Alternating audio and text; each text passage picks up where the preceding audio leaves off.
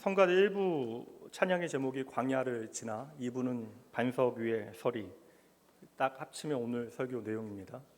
우리가 우리의 인생의 광야를 지날 때에 결코 흔들리지 않는 반석 위에 서는 그 믿음의 원리가 무엇인지 오늘 말씀을 통해 함께 나누도록 할게요. 본문 말씀 보도록 합니다.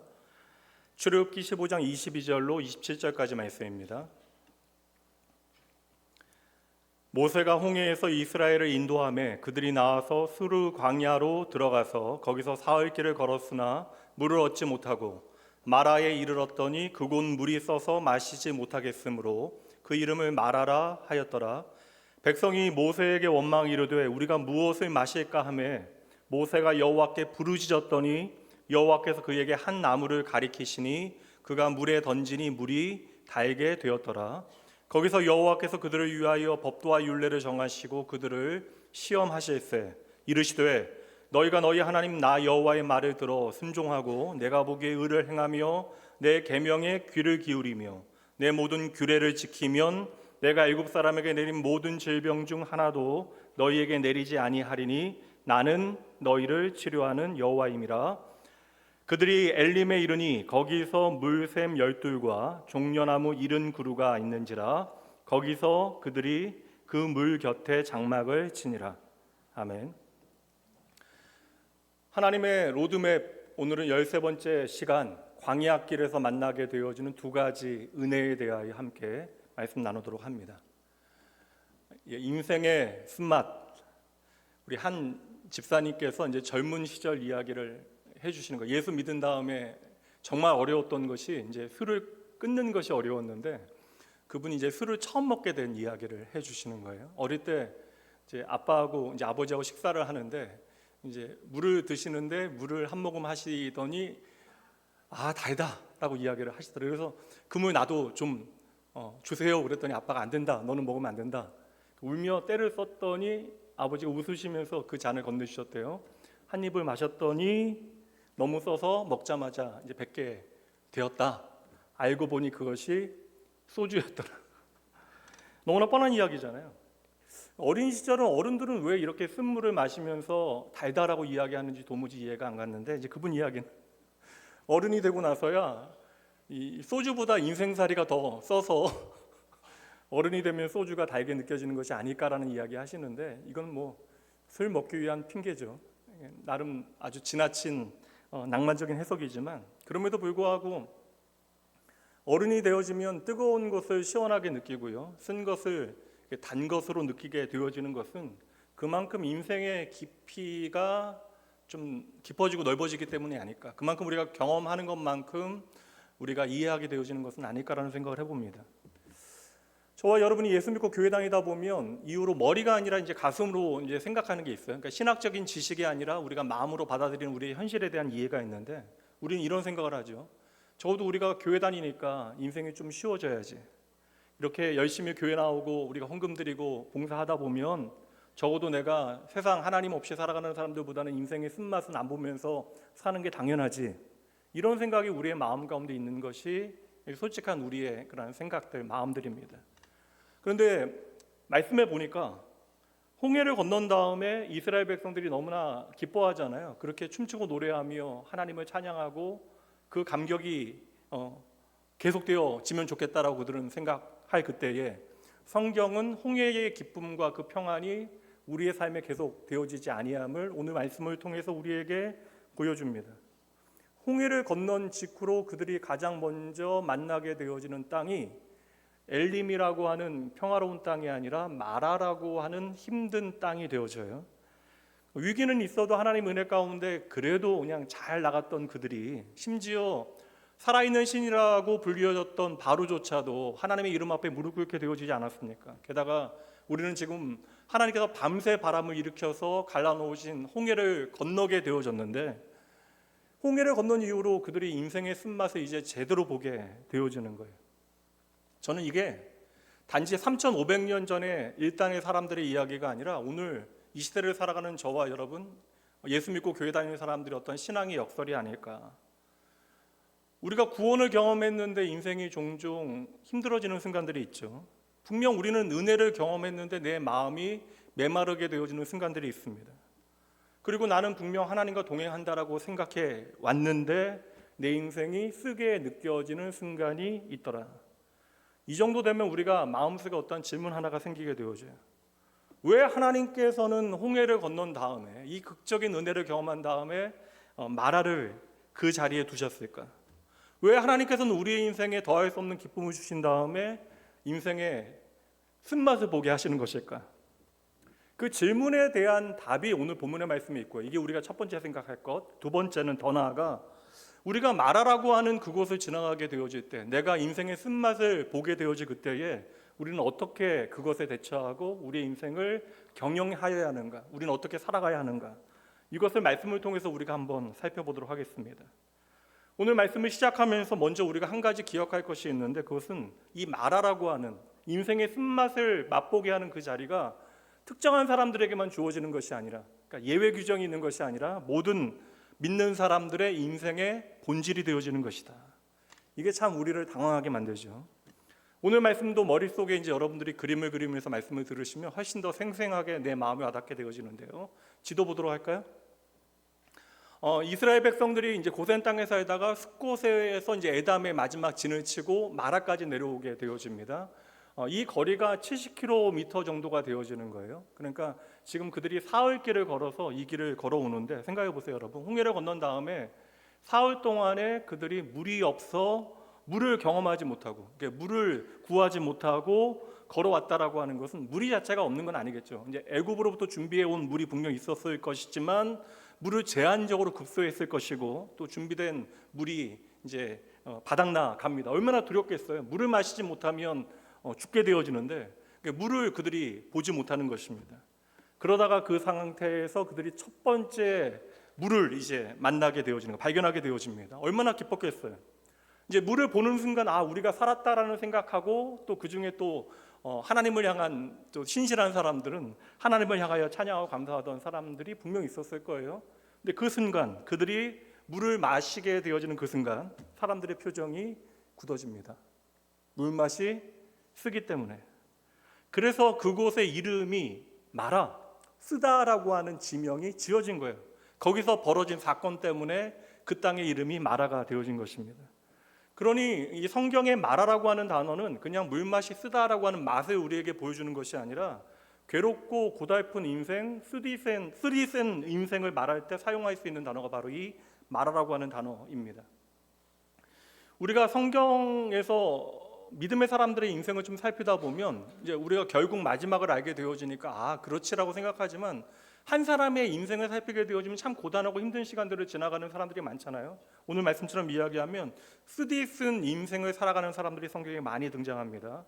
룻기 말씀에 보면 룻의 시어머니 이름 기억하시나요? 기억 못하시죠?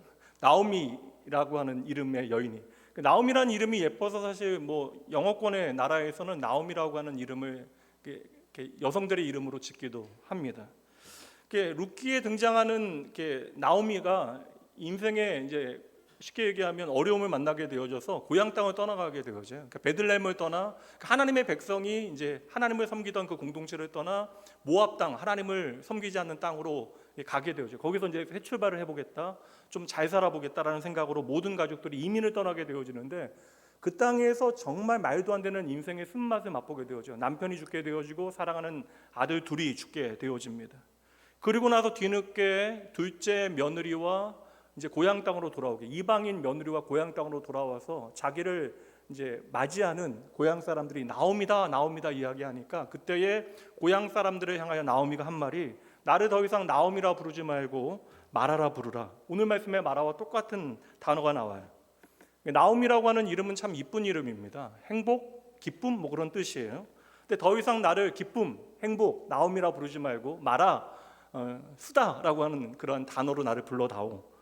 그러니까 내 인생에 경험한 일들 때문에 사실 잘 살아보겠노라 고향을 떠나갔는데 모든 걸 잃게 되어졌으니 나를 말하라 부르라. 내 인생은 너무나 쓰디쓴 인생이었다, 내 인생은 너무나 고되었다라고 이야기하는 것이죠.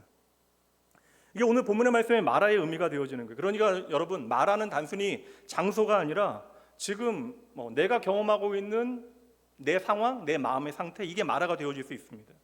좀 직설적으로 우리가 편하게 이해하기 위해서 속된 표현을 사용하면 내 인생 더럽게 꼬인 자리, 이 자리가 바로 마라가 되어질 수 있다. 그럼 여러분 이렇게 생각할 수 있잖아요. 저와 여러분을 하나님께서 사랑하심을 우리가 믿는다면, 그래서 우리가 이 자리에 나와서 하나님 예배하고 있는데, 그럼 하나님께서 홍해를 건너게 하셨다면 마라를 건너뛰어서, 이제 홍해도 건너게 하셨는데 마라 좀 건너뛰어서 엘림으로 인도하시면 되는 거 아닙니까? 홍해까지 가르신 전능하신 하나님께서 그런데 왜 그렇게 하지 아니하셨을까? 왜냐하면 구름 기둥 불 기둥으로 지금 그들의 가는 길을 인도하고 계시잖아요. 하나님께서 의도적으로 이 엘림 앞에 마라를 두셨다라는 것이죠. 왜 우리에게 광야라고 하는 시간이 주어지는 것일까? 이 광야라고 하는 땅은 결핍하고 무언가가 결핍되어지고 위험한 땅이 아니라 하나님을 바라보지 않으면 생존하실 수 없는 땅이에요. 다시 말하면 하나님께서 날마다 나를 먹이시고 입히시지 아니하면 내가 살아갈 수 없는 땅. 그러니까 내가 나의 환경을 통해서 하나님만을 의지하고 바라볼 수밖에 없는 땅이 바로 이 광야입니다. 광야에서 하나님께서 이스라엘 백성들에게 가르치기를 원하시는 것이 있다라는 거예요. 400년 넘게 애굽에 종살이하였던, 하나님 없이 살아갔던 그들에게, 살아있는 그 바로가 신이라고 믿고 그 국고성과 피라미드를 바라보면서 이 세상에서 힘을 갖는 것이 전부 다 우리가 잘 살기 위해서는 이 세상의 힘을 추구하여야 한다라고 믿어왔던 그들이 그 애굽의 사슬을 끊어내고 하나님의 백성으로 새롭게 살아가기 위해서 광야라고 하는 시간은 반드시 필요한 것이죠. 그래서 하나님께서는 광야에 들어온 이스라엘 백성들로 하여금 처음부터 믿음으로 사는 인생이 무엇인가를 차근차근 ABC 가나다 가르치셔야만 하는 거예요. 그러니까 하나님의 로드맵을 따라 걸어가는 인생이 무엇인가, 그 인생의 수업을 하나님께서 차근히 가르치시기 위하여 오늘 처음으로 마라라고 하는 그곳을 지나가게 하시는 것입니다. 많은 사람들이 생각하기에 내가 신앙생활 한다, 그러니까 믿음을 가지고 살아가는 삶을 우리가 신앙이라고 이야기하는 거예요. 그러니까 신앙이라고 하는 것은 삶의 이야기입니다. 내가 가지고 있는 믿음으로 살아가는 삶의 내러티브가 있는 자리가 신앙의 자리인데, 신앙이라고 하는 것을 생각할 때 많은 사람들이 내가 예수 믿으면 더 이상 내 삶에 어려움은 없어야 된다, 심지어 하나님께서 좀 인생의 구렁텅이 같은 건 피하게 하시고 고된 인생을 피해갈 수 있는 지름길을 하나님께서 좀 보여주셔서, 우리가 기대하는 로드맵은, 하나님의 로드맵은 좀 지름길이어야 돼요. 나쁜 그러한 어려움들, 힘든 것들이 없는 그러한 길이어야 한다라고 생각하는데, 하나님께서는 세상 사람들이 걸어가는 인생의 모든 길을 우리도 똑같이 걸어가게 하신다라는 거예요. 모든 인생을 동일하게 통과하게 하신다라는 것이죠. 그러니까 제가 늘상 말씀드리지만 우리가 우산을 준비하지 않으면요, 예수 믿는 사람도 비 오면, 소낙비 내리면 비 다 맞아야 되는 거예요. 근데 그 과정 가운데 예수 믿는 사람들은 무엇을 배웁니까? 세상 사람들과 동일한 인생을 살아가지만 믿음을 선택하고 믿음의 가치대로 살아가는 방법을 하나님 앞에서 배워가는 과정이 바로 신앙의 과정이 되어지는 것이죠. 그래서 오늘 우리가 가장 먼저 오늘 말씀을 통해서 기억해야 하는 하나님의 로드맵의 좌표가 있어요. 그 믿음의 원리는 말하는 하나님의 실수가 아니라는 것입니다. 하나님께서 잠시 한눈 파셔서 우리가 마라의 어려움을 맞닥뜨리게 되어진 것이 아니라 이 말하는 하나님의 교육의 장소이다. 이 말하는 하나님의 저주나 심판이 아니라 하나님의 훈련이고, 이 말하는 그래서 실패가 아니라 하나님께서 저와 여러분의 인생을 오늘도 책임지고 있다라고 하는 증거가 되어지는 거예요. 하나님이 이 말하를 통하여 우리의 인생의 방향을 제대로 가르쳐 주시는 것입니다. 근데 여러분, 솔직히 말하면 우리가 기대하는 삶과 하나님의 방향이 충돌하는 때가 많이 있잖아요. 왜냐하면 우리가 하나님 없이 살아왔던 삶의 시간이 너무나 많아요. 그리고 우리가 오늘 예수를 믿는다 이야기하지만 실상은 예수 없이 살아가는 세상 사람들의 삶의 가치와 엇비슷한 삶의 이야기들이 우리의 인생에는 많습니다. 그래서 우리의 기대는 무엇입니까? 내 인생에 문제없는 삶이 있기를 바라고 더 좋은 환경이 주어지기를 바라잖아요. 적어도 예수 믿지 않는 사람들보다는 우리가 세상에서 더 성공하고 돈도 많이 벌고 좀 더 편안하게 살아가기를 우리는 기대합니다. 그래도 예수 믿는데 내가 가시밭길 걸으면 안 되잖아요. 가시밭길보다는 꽃길을 걸어가는 것이 신앙의 길이고, 내 인생은 돌아가는 애움길이 아니라 빨리 갈 수 있는 지름길이면 좋겠다라는 생각을 우리는 하게 되어지죠. 그런데 문제는 우리의 기대와는 달리 하나님께서 우리의 인생을 움직여 가실 때 전혀 다른 모양으로 일하시는 때가 꽤 많다라는 것이죠. 여러분, 하나님은 문제를 없애시는 것이 목적이 아니는 거예요. 하나님께서는 문제를 없애시기보다 사람을 바꾸시는 것이 목적이 되어지는 것이고, 그래서 하나님은 환경을 바꾸어 내시는 것보다 우리의 삶의 그 환경에 대한 해석을 믿음을 통하여 바꾸어 내시는 것이 목적입니다. 그래서 우리는 믿음으로 세상과 다른 삶을 선택할 수 있도록 하나님께서는 끊임없이 우리를 부르시고 가르치시는 것이죠. 그래서 인생은 여러분 엘림에서 시작되어질 수 없다라는 거예요. 이 땅에서의 우리의 인생은 마라와 같은 자리에서 시작되어지는 때가 많습니다. 이거 우리가 제대로 배우지 못하면 우리는 평생 교회 다닌다 이야기하면서 흔들리는 삶을 살아가게 되어질 거예요. 왜냐하면 오늘 우리의 현실은 무엇입니까? 당장 마라잖아요. 그런데 우리의 길에는 언제나 엘림에 가 있다고요. 그러다 보니까 마라의 시간을 우리는 절대적인 절망의 시간으로 이해하고 쉽게 실망하고 좌절하고 쉽게 흔들리게 되어지는 것이죠. 오늘 말씀을 통해서 먼저 여러분들에게 말씀드리려고 하는 중요한 전제는 무엇이냐면 이 마라는 비정상이 아니라는 거예요. 이 마라는 정상입니다. 우리가 잘못 살았기 때문에 허락되어진 하나님의 심판과 저주가 아니라는 거예요. 이 마라는 잘못된 길이 아닙니다. 이 마라도 구름 기둥과 불 기둥을 따라 걸어온 믿음의 사람들의 삶이 있을 수 있다. 하나님의 로드맵에 그려진 제대로 된 길이 바로 마라이다. 하나님께서는 우리 인생에서 마라를 제거하지 아니하시고 도리어 저와 여러분을 이 마라를 통과하게 하시는 거예요. 그러니까 마라를 지나가면서 우리에게 반드시 가르치시고자 하시는 것이 있다. 우리가 이 사실을 믿음으로 받아들이게 되어지는 그 순간 우리의 삶이 여러분 원망이 하루아침에 없어질 수는 없죠. 그러나 원망은 조금씩 사라지게 되어지고 하나님을 향한 이해가 우리 안에 깊어지는 거예요.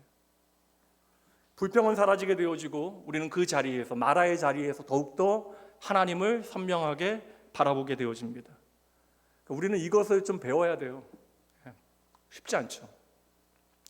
그렇다면 중요한 질문, 이 마라가 무엇인가에 대한 이제 설명을 여러분들에게 간단하게 드렸습니다. 그럼 두 번째 중요한 질문은 무엇입니까? 우리의 인생에 마라라고 하는 그 시간을 그리고 그 공간을 반드시 지나가야 한다면, 이 마라가 우리의 삶의 필연이라면 우리는 이 마라의 시간과 공간을 어떻게 살아가야 하는가? 오늘 쓰디쓴 인생은 과연 변할 수 있을까? 이거 중요한 질문이잖아요. 궁금하시잖아요. 표정들 좀 궁금하시잖아요, 여러분. 미리 대답을 여러분들에게 좀 드릴게요. 하나님께서는 결코 마라를 그냥 두지 아니하신다. 그러니까 우리는 마라를 변화시킬 수 없지만 그 마라를 변화시키시는 분이 하나님이시다. 이거 우리가 믿음을 통해서 확인해 내야 돼요. 내 인생의 마라를 어떻게 그럼 우리가 지나가야 하는지 하나님께서 오늘 말씀을 통해서 보여주시니까, 그것도 여러분 너무나 속 시원한, 아리까리하지 않고 우리가 마라의 시간을 어떻게 지나가야 하는가에 대해서 너무나 속 시원한 대답을 하나님께서 들려주시니까 우리가 좀 집중해 보도록 하죠. 그럼 다시 오늘 쓴물 마시게 되어진 그 마라의 현장으로 가봅니다. 백성들이 난리가 났어요. 그 현장에서 하나님을 향하여, 모세를 향하여 원망하는데 그것은 실상 하나님을 향한 원망과 불평입니다. 백성들이 아우성치는 그 현장, 그때 특별한 선택을 하는 한 사람이 등장해요. 24절, 백성이 모세에게 원망하여 이르되 우리가 무엇을 마실까 하매, 그렇게 하나님을 향하여 원망하는 그 자리에 모세가 있어요. 잘 보세요, 여러분. 이게 얼마나 빨라요. 찬양의 열기, 홍해를 건넌 찬양의 열기가 여러분 3일 전이에요. 이해 안 되잖아요, 우리는. 여러분 이해되세요? 3일 전에 홍해를 건넜는데 물이 좀 없다고 하나님 앞에 원망할 수 있나? 물을 주셨는데 그 물이 쓴물이라고 하나님 앞에 원망할 수 있나? 나는 절대 안 그럴 텐데. 여러분 그런 생각 드시잖아요. 그럼 교만하신 거예요. 우리도 그럴 수 있죠. 홍해 건넌 건 홍해 건넌 거고 오늘 내가 물을 마셔야 살죠. 이건 우리의 생존의 문제인데, 뭐 어제 여러분 맛있는 밥 먹었다 오늘 안 드실 거예요? 괜찮습니까? 아니잖아요. 오늘 또 우리의 삶에 필요한 것들이 있잖아요. 근데 사람이 얼마나, 여러분, 이게 사람의 본성인데요, 우리가 연약하고 내가 부족하다는 것을 본능적으로 알아요. 그러니까 잘난 척하는 사람들도 내가 부족하고 연약하다는 것을 알기 때문에 사람들 앞에 내가 조금 더 괜찮은 것처럼, 조금 더 나은 것처럼 표현하는 것이 여러분 뽐내는 겁니다. 그렇잖아요. 근데 사람이 얼마나 연약해요. 그러니까 여러분 어떠한 문제가 닥치게 되어지면 그 감사와 기쁨은 너무나 쉽게 사그러들고 원망과 불평은 여러분 자동으로 시작되어지는 거예요. 그러니까 이거 연습할 필요도 없습니다, 여러분. 원망과 불평은요, 환경만 조금만 바뀌어도 바로 시작되어지는 거예요. 찬양의 열기는요, 진짜야. 3일 전에 그 열기는 진짜인데 문제 앞에 마치 양은 냄비처럼 너무나 쉽게 식어버리는 것이죠. 그렇게 백성들의 원망과 좌절이 깊어지는 그 순간 한 사람 모세가 하나님 앞에 부르짖어 기도했다. 소리질러 간절히 하나님 앞에 기도할 때 하나님께서 갑자기 생뚱맞게 한 나무 이야기를 하신다고요. 한 나무를 가리키시고 하나님의 말씀에 순종하여 모세가 그 나무를 그 마라의 쓴물에 던졌더니 어떻게 되었더라? 그 물이 단물이 되어졌다. 여기까지 너무나 신기하잖아요. 근데 여기서 우리가 기억해야 되는 그 내용의 전개를 보세요. 우리가 확인해야 되는 것이 무엇입니까? 하나님께서 그 쓴물을 없게 만드신 게 아니잖아요. 그 물을 제거하신 것이 아니잖아요. 그 쓴물을 어떻게 만드세요? 하나님께서 단물로, 그러니까 다시 말하면 마실 수 있는 물로 바꾸신 것입니다. 이게 여러분 신앙의 저는 핵심이라고 생각을 하거든요. 그러니까 하나님께서는 문제를 제거하시는 분이 아니시라 문제를 변화시키시는 분이 하나님이시다. 하나님께서 여러분 이스라엘 백성들이 마라에 도착하기 전에 그 땅을 마라라고 쓰다라고 정하기 전에 그 땅의 물을 달게 만드실 수 있어요? 없어요? 있으시다고요. 그런데 안 그러셨다고요. 그리고 백성들의 모든 원망을 다 들으신 후에 일부러 나무 하나를 그곳에 던지게 하셔서 물이 쓴물이 단물이 되어지는 것을 그들이 경험하게 하신 거예요. 다시 한번 물 하나도 내가 스스로 구할 수 없는 인생의 연약함과 하나님의 돌보심에 대해서 깨닫게 하는 은혜의 자리를 하나님께서 만들어내시는 거예요. 그래서 하나님은 우리의 삶의 문제를 그냥 내가 모르는 사이에 없애버리시는 분이 아니라, 물론 우리의 인생에 감당하지 못할 것들은 다 없애실 거예요. 말씀하신 대로 하나님은 우리가 감당할 수 있는 것들을 믿음 안에서 테스트하시어 우리를 자라나게 하시는 것이 목적이지, 아예 내가 감당할 수 없는 시험들은요, 내가 정말 이거 죽을 뻔했다라고 이야기하는 것도 죽지 않으셨잖아요. 여러분, 감당할 수 없는 것들은 하나님께서 다 막아주셨기에 오늘 저와 여러분이 그럼에도 은혜 가운데 하나님 앞에 나와 예배할 수 있는 것입니다. 그래서 하나님은 우리의 인생의 문제를 제거하시는 분이 아니시라 그 문제를 변화시켜서 결국에는 나를 변화시키시는 하나님이심을 여러분 믿으셔야 돼요. 근데 평생 신앙생활 하신 분들도 기도가 참 변하지 않잖아요. 저도 마찬가지예요. 힘들면 하나님 앞에 기도하잖아요. 기도도 안 하는 분들도 계시지만 힘들면 기도하잖아요. 하나님 좀 이 문제 좀 없애주세요. 이 상황 좀 하나님 바꿔주세요. 저 사람 좀 하나님 좀 치워주세요. 근데 우리의 기도와는 달리 하나님께서 전혀 다른 방향으로 일하실 때가 있다라는 거예요. 문제를 여러분 하나님께서 없애지 아니하시고 도리어 그 문제를 통하여 우리를 살려내시는 때가 있다라는 거예요. 그 고통을 없애지 아니하시고 그 고통을 통하여 믿음의 원리가 무엇인지, 신앙의 의미가 무엇인지를 우리의 삶에 밝혀내시는 순간들이 있다라는 것입니다. 여러분, 왜 이게 중요해요? 쓴물이 사라지지 않아도요, 우리는 살 수 있기 때문에 그래요. 환경이 변하지 않아도 우리의 인생은 충분히 달라질 수 있기 때문에 그러한 것입니다. 우리는 오늘 당장 말은 하지 않아도 하나님의 기적을 원해요.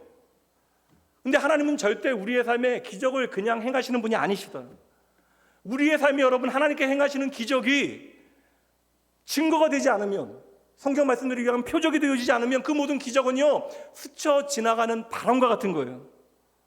오늘 말씀의 가장 중요한 장면이 저는 이것이라고 생각하는데, 바로 쓴물이 단물로 바뀌는 그 자리에 무엇이 임하는가를 봐야 돼요. 쓴물이 단물로 바뀌는 그 현장에 하나님의 말씀이 임합니다. 25절과 26절 말씀 봅니다. 모세가 여호와께 부르짖었더니 여호와께서 그에게 한 나무를 가리키시니 그가 물에 던지니 물이 달게 되었더라. 거기서 여호와께서 그들을 위하여 법도와 율례를 정하시고 그들을 시험하실세 이르시되 너희가 너희 하나님 나 여호와의 말을 들어 순종하고 내가 보기에 의를 행하며 내 계명의 귀를 기울이며 내 모든 규례를 지키면, 여기 순종이라고 하는 단어를 의를 행하고 계명의 귀를 기울이고 모든 규례를 지키면, 그 지금 쓴물 앞에서 좌절하고 있는 그들에게 쓴물을 단물로 변할 수 있는 방법에 대해서 알려주시면서 순종에 대한 이야기를 하신다고요. 얼마나 생뚱맞아요. 근데 이게 하나님의 목적이라, 이것을 위하여 하나님께서 오늘 시험하시는 것이라고요. 내가 애국 사람에게 내린 모든 질병 중에 하나도 너희에게 내리지 아니하리니, 여기 유명한 하나님의 이름이 나와요. 하나님께서 설명하시는 무엇입니까? 여호와라파, 나는 너희를 치료하는 여호와임이라. 쓴물이 단물로 바뀌어져서 내가 물을 마실 수 있다, 이게 여러분 중요한 것이 아니라 쓴물이 단물로 바뀌는 그 현장에서 하나님께서는 그 기적에 담겨져 있는 메시지를 말씀하시고 그것을 들어주기를 원하시는 거예요. 너희가 내 말이 들려지고 내 말을 듣고 이해하여 순종하고 그리하여 내 계명을 너희의 삶의 원칙으로 삼게 되어지면 나는 언제나 너희를 치료하는 여호와임을 너희가 알게 되어질 것이다. 여러분, 우리가 몰라도 하나님은 저와 여러분을 구원하고 치료하는 하나님 되심을 여러분 믿으시죠? 근데 문제는 무엇이냐면 우리가 그것을 놓치게 되어지는 순간이 너무 많아요. 하나님은 나의 생명이시다, 나의 구원이시다, 나의 능력이시다 늘상 이야기하면서도 문제 하나에, 환경 하나에 우리는 콧밭대고 하나님이 살아계시지 않는 것처럼, 나를 돌보지 아니하시는 것처럼, 나를 떠나가신 것처럼 우리가 오해하는 순간들이 있다고요. 그 순간에 하나님은 나를 구원하신 하나님이 아니라고요. 나를 치료하는 하나님이 아닌 것처럼 우리는 착각하게 되어집니다. 그렇다면 여러분, 치료자 하나님, 나를 구원하시고 치료하시고 회복하신 하나님을 우리가 어떻게 경험하게 되어져요? 마라의 자리에서 말씀으로 나를 찾아오신 하나님을 만나야 돼요. 그러니까 마라의 자리는요, 그냥 기적의 현장이 아니라 마라의 변화의 현장은 바로 하나님의 말씀과 연결되어지는 자리. 그래서 하나님께서 뭐라고 이야기하세요?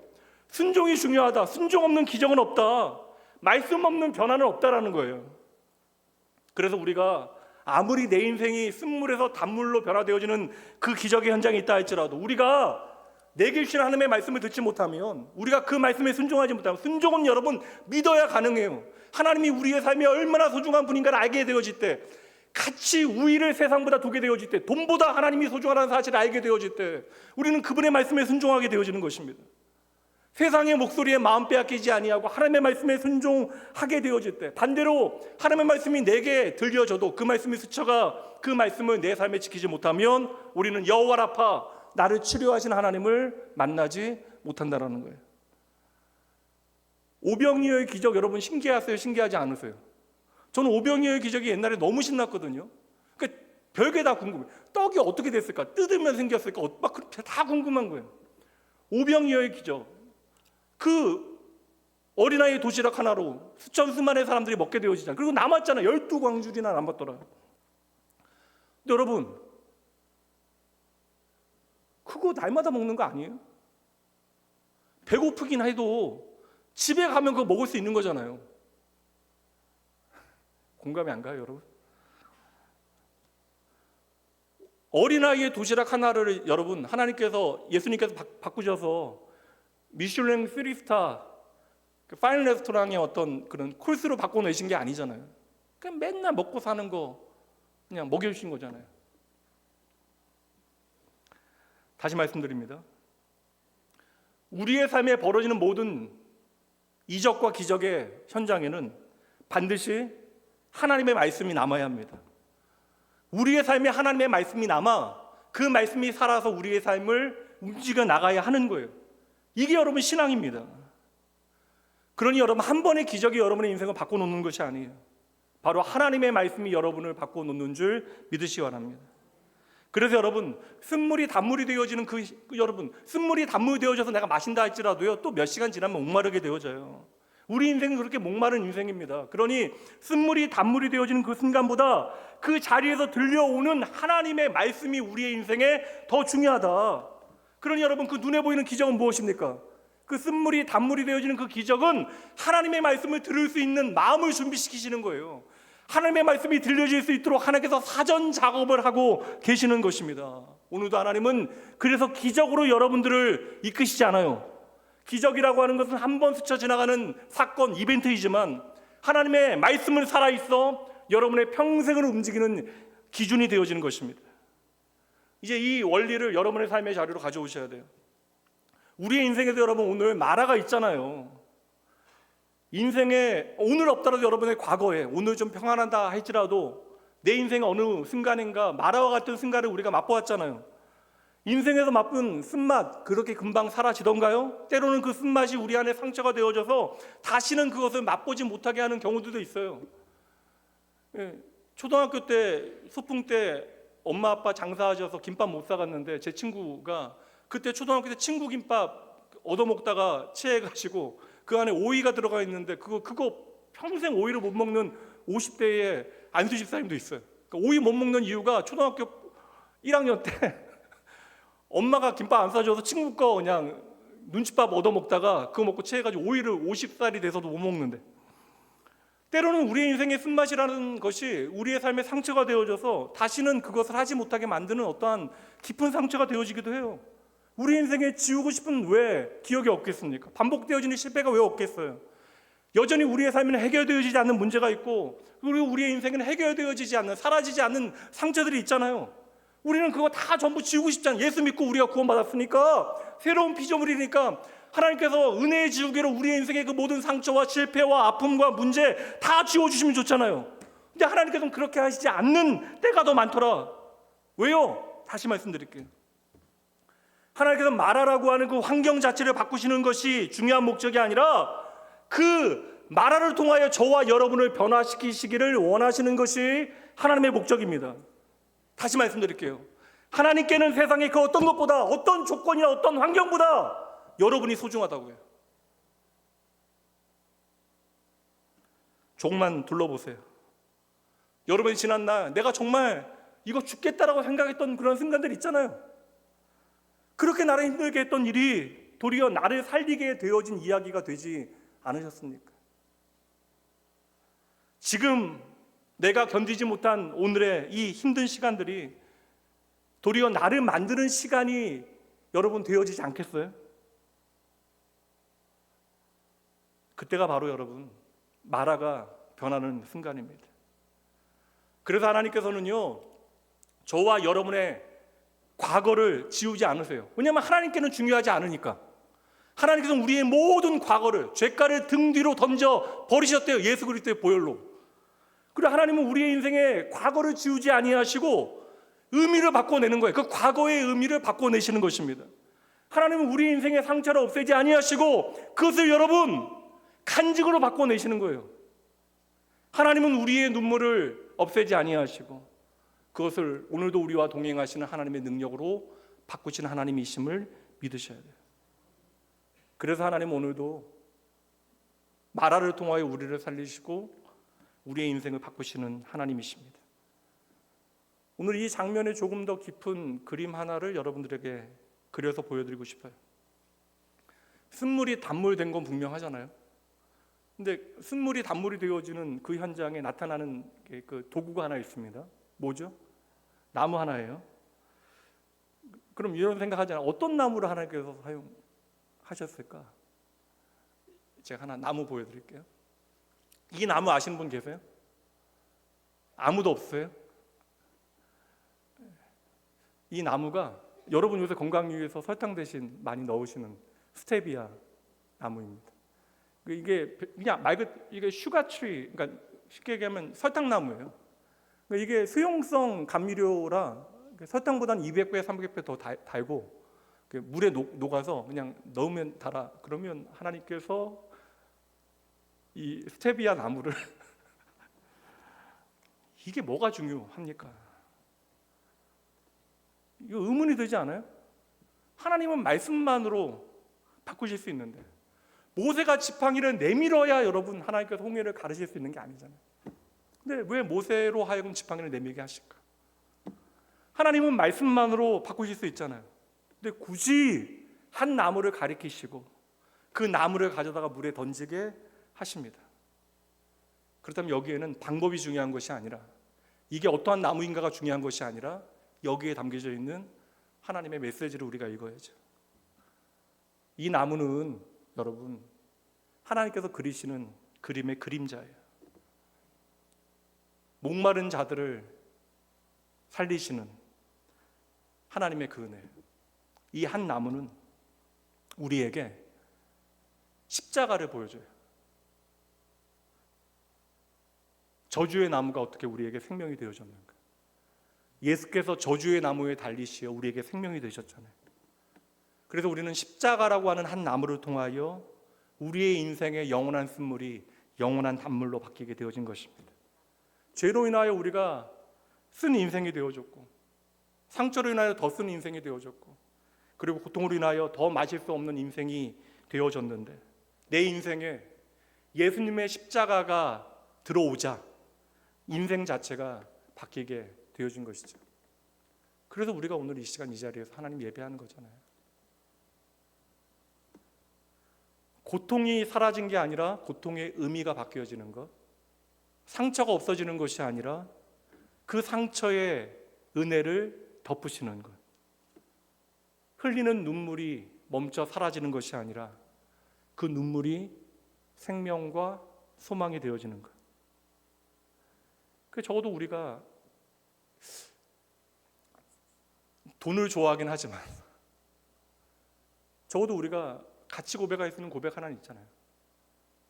적어도 우리가 예수 그리스도의 그 십자가 까닭에 내가 돈은 없어도 살 수 있을지라도 내가 예수 없이는 못 사는 인생 되어진 거죠. 그래서 여러분, 십자가는 우리의 인생을 단지 달콤하게 만드는 감미료가 아니라 십자가는 여러분 우리를 거듭나게 하는 거예요. 다시 태어나게 하는 것입니다. 다시 태어나서 나의 인생을 새롭게 해석하게 만드는 능력이 바로 그 한 나무 십자가에 있음을 믿으시기 바랍니다. 그래서 십자가는요, 우리 인생의 문제를 그냥 없애는 것이 아니라 그 문제를 통하여 우리로 하여금 나의 생명 대신 나의 하나님, 나의 치료자, 나의 회복의 아버지 되시는 하나님을 바라보게 하는 능력이 되어줍니다. 그럼 오늘도 믿음의 사람들은 십자가 앞에서 동일한 고백을 해요.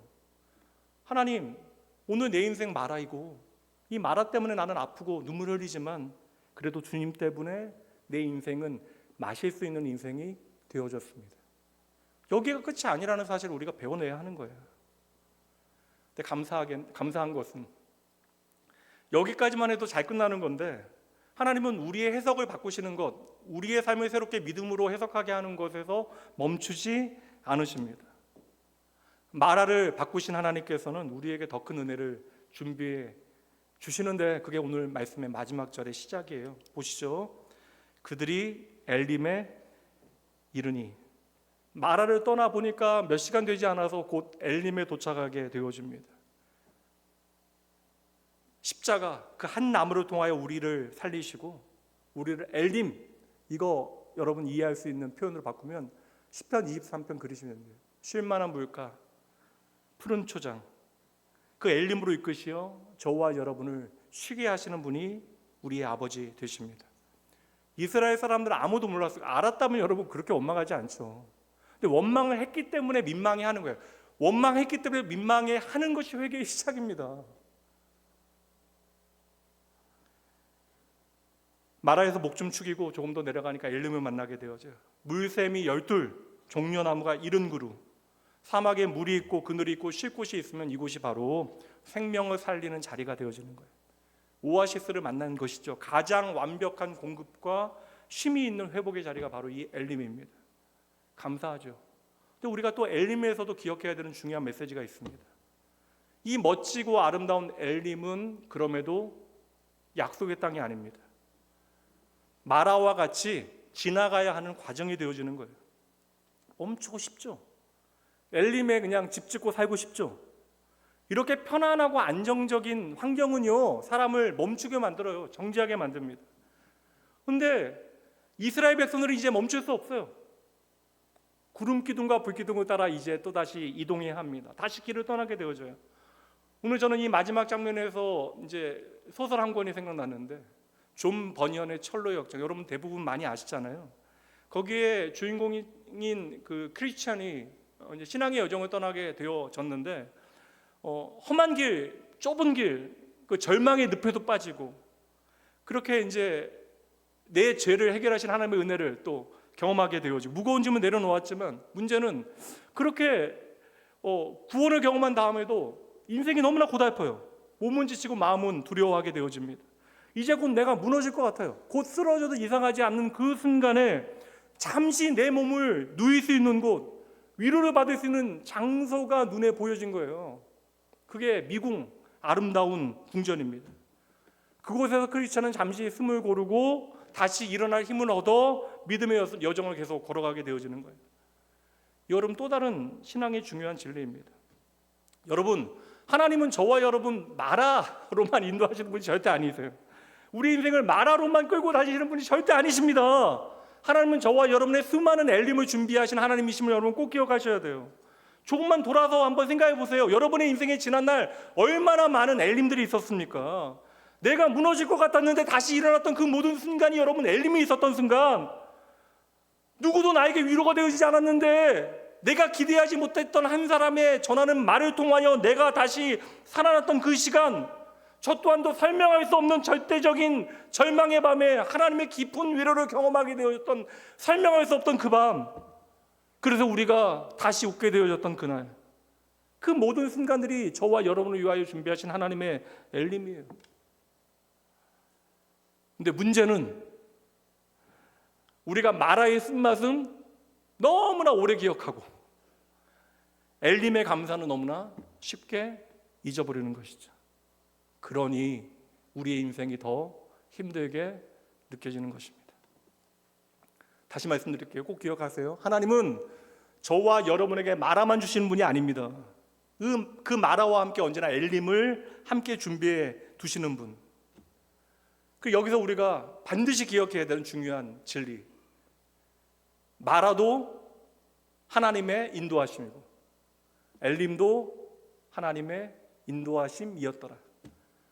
이 두 가지가 전혀 다른 모양으로 우리의 삶에 찾아오지만 하나님 안에서는 이 두 가지 전부가 하나님의 은혜의 증거입니다. 전능하신 하나님의 그 선하신 계획 가운데 마라도 하나님의 계획이고 엘림도 하나님의 계획입니다. 이거 우리가 놓치지 않는다면 잠시 흔들리는 순간은 분명히 있어요. 그러나 마라에서도 하나님을 원망하는 것이 우리의 마지막 이야기가 될 수 없고, 내가 엘림에 있다라고 사람들 앞에 자랑할 필요도 없는 거예요. 그렇게 우리는요, 마라와 엘림을 교차하며 지나가며 하나님의 약속의 땅, 하나님의 나라까지 가는 믿음의 사람들입니다.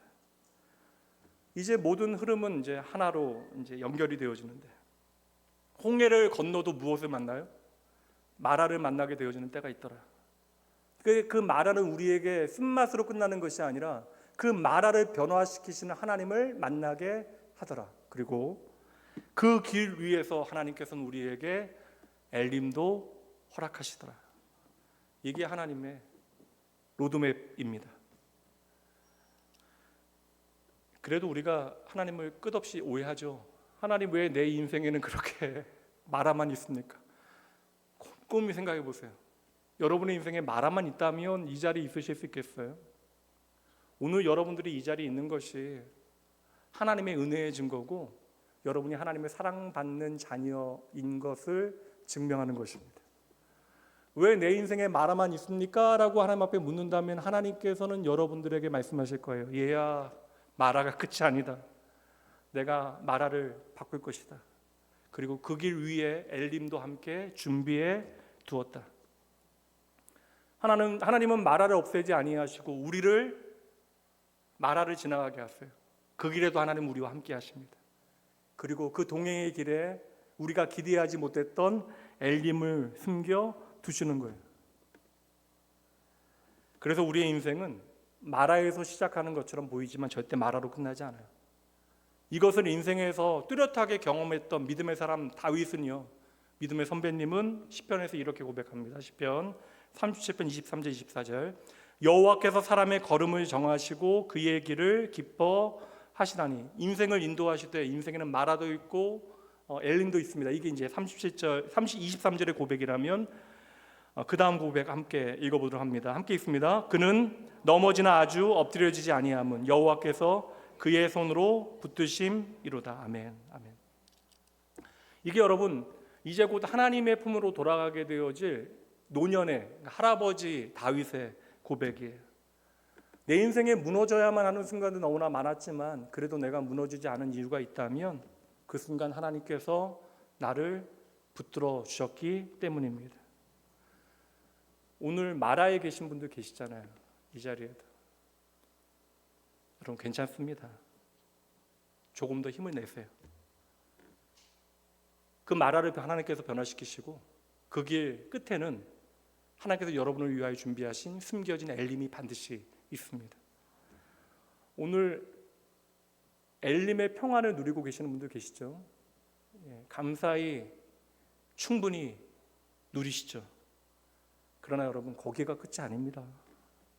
거기서 힘을 얻고 다시 믿음의 길을 잘 걸어가셔야 돼요. 오늘 말씀의 마지막 결론 함께 읽고 마무리하죠. 함께 읽습니다.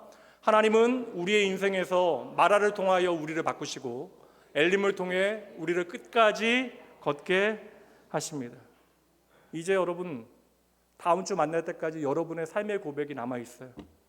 하나님, 내가 오늘 마라에 있건 엘림에 있건 나는 이 길 하나님과 함께 걷겠습니다.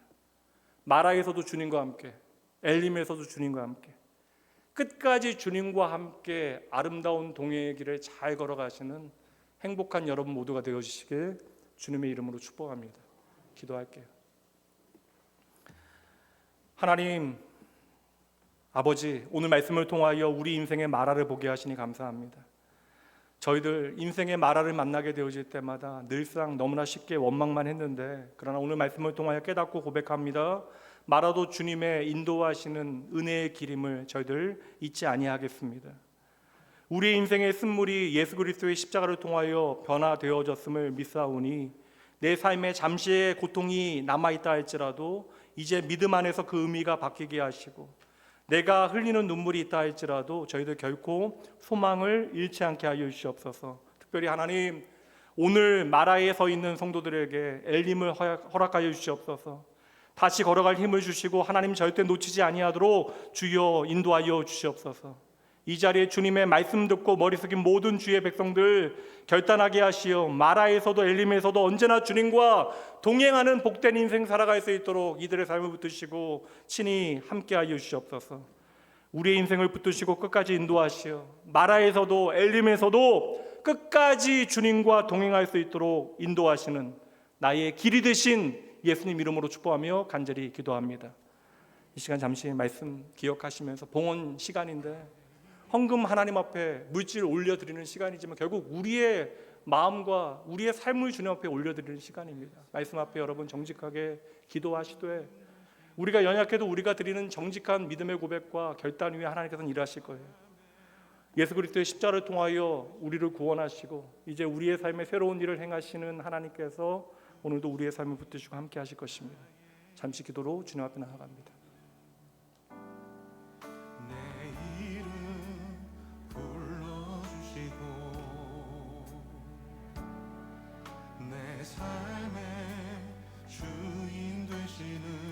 아버지, 아버지 그들의 그 은혜 주시옵소서. 아버지,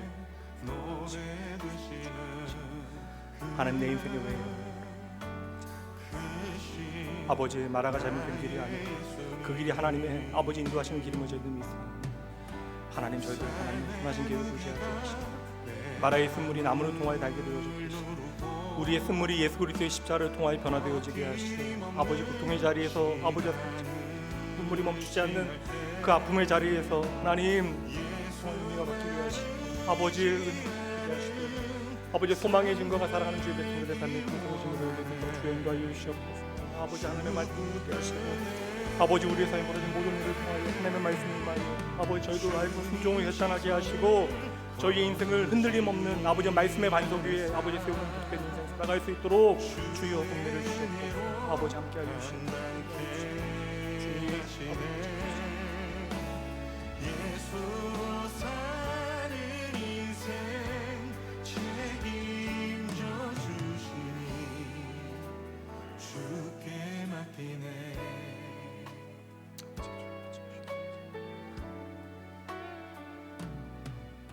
하나님, 오늘도 우리의 삶을 붙들어 주시고 마라의 길 가운데 엘림을 예비하시는 은혜를 저희들 기억하며 감사드립니다. 이 시간 저희들 드리는 이 헌금이 단순한 물질이 아니라 우리의 삶을 드리는 믿음의 고백되게 하여 주시옵소서. 마라와 같은 현실 가운데서도 하나님을 신뢰하며 드리는 모든 믿음의 손길 위에 하늘의 위로와 공급을 더하여 주시옵소서. 드려진 헌금이 상처 입은 영혼을 살리고 복음의 길을 넓히고 하나님의 나라를 세우는 통로 되게 하시옵소서. 하나님, 이 시간 주님 앞에 드리는 그 모든 손길마다 여호와 라파의 은혜가 임하게 하시고 쓴물이 단물 되어지는 하나님의 역사를 경험케 하시옵소서. 오늘 우리의 인생 가운데 친히 길이 되어주시는 나의 사랑하신 예수님 이름으로 축복하며 간절히 기도합니다. 이제는 우리 인생의 마라를 십자가로 변화시키시고 엘림의 은혜로 끝까지 걷게 하시는 하나님 아버지의 크신 사랑하심과 우리의 쓴 인생을 새롭게 하시는 예수 그리스도의 은혜와 어떤 길에서도 끝까지 우리를 붙드시고 인도하시는 성령 하나님의 위로하심과 동행하심이 마라에서도 흔들리지 아니하고 엘림에서도 교만하지 않으며 끝까지 하나님과 함께 행복한 동행의 길 잘 걸어가기로 이한 시간 결단하고 다짐하는 사랑하는 모든 주의 백성들, 이들의 가정, 자녀, 삶의 모든 자리 위에 이제로부터 영원까지 함께 있을지어다. 아멘.